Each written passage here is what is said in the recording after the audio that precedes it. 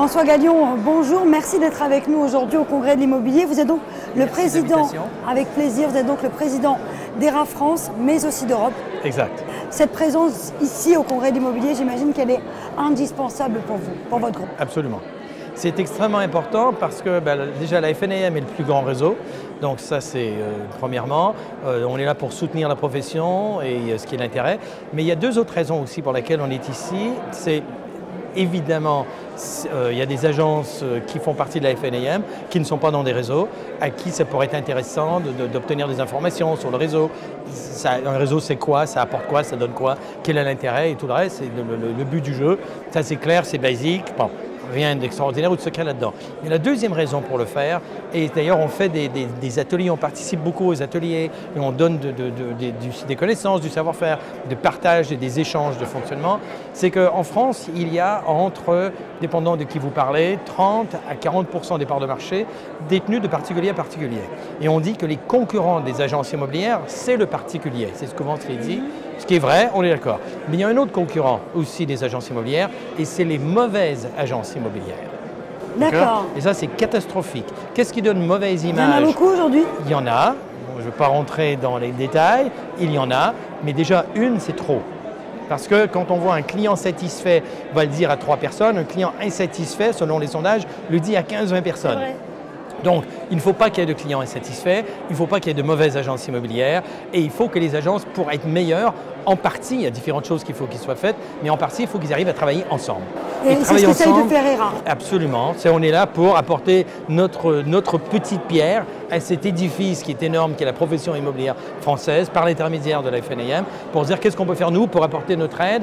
Peut-être que les agences qui sont ici vont dire ben, super, je vais parler avec ERA, peut-être que ça m'intéresserait, mais peut-être aussi qu'ils vont dire tiens, ça ne m'intéresse pas ERA, c'est pas pour moi. Par contre, j'ai rencontré les gens, ils sont gentils, c'est sympathique, et donc la prochaine fois qu'il y a une transaction avec une agence ERA, on pourra la faire ensemble. Et à partir du moment où on fait ça, les agences sont gagnantes et les clients acquéreurs et vendeurs sont gagnants aussi. Alors justement, vous avez parlé il y a un instant de transactions.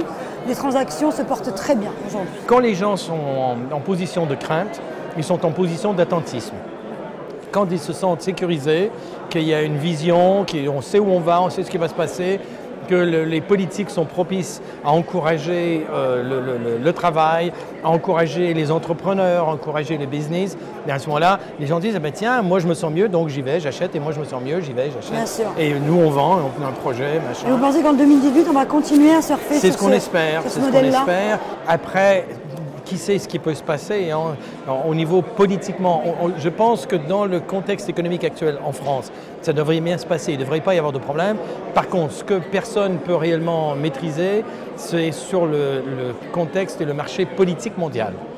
Alors on entend des trucs à gauche et à droite dans tous les sens. Qu'est-ce que ça va donner? Qu'est-ce qui va arriver? Qu'est-ce que ça va faire? Là récemment avec le bazar avec Jérusalem qui devient la capitale d'Israël, quel en sera l'impact? Est-ce que ça va être local? Est-ce que ça va être mondial? Est-ce qu'il va y avoir des conséquences ou non? Ça pose des questions. Qu'est-ce qui se passe avec la Corée du Nord? Ça pose d'autres questions. La Russie, la Chine, ça pose d'autres questions. Et tout ça, ça n'a rien à voir avec l'économie française. Ça n'a rien à voir, pour absolument rien du tout. Bien sûr, mais sauf il y a un que impact. Les gens se posent des questions, s'interpellent, ça rend mal à l'aise. Et ils disent, oula, attendons de voir ce qui va se passer avant on verra, et puis voilà. Vous êtes donc le président d'ERA France, mais également le président d'ERA Europe. Est-ce qu'aujourd'hui, il y a finalement une connexion entre la France et d'autres pays européens en termes d'immobilier?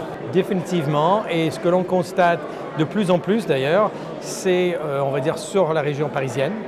D'accord, Paris particulièrement, avec des gens qui viennent de l'extérieur, qui ont des moyens forcément conséquents vu les prix de l'immobilier sur Paris, mais aussi sur le sud de la France. Et vous savez, la France a un énorme charme, a une énorme valeur culturelle, la nourriture, le vin, tout ce qui est les bonnes choses, qui fait que ça intéresse énormément les gens qui viennent de partout, en plus de la température. Parce que si on avait la culture française en Suède, par exemple, d'accord, ce serait les mêmes Français en Suède, mais ça ne serait pas pareil parce que ce n'est pas la même température. Alors là, vous avez la température, vous avez le paysage, la montagne, la plage, et tout ce que vous voulez qui va avec. Donc, c'est vraiment une opportunité merveilleuse.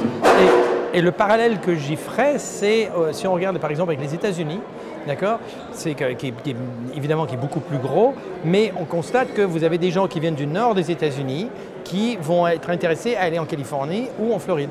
Bien, vous avez l'Europe, non seulement la France, mais l'Europe, où vous avez des gens qui viennent de Suède, de Finlande, de l'Allemagne, de la Bulgarie, de la Russie, sans en parler, qui sont intéressés par la France et qui sont intéressés par le sud de la France.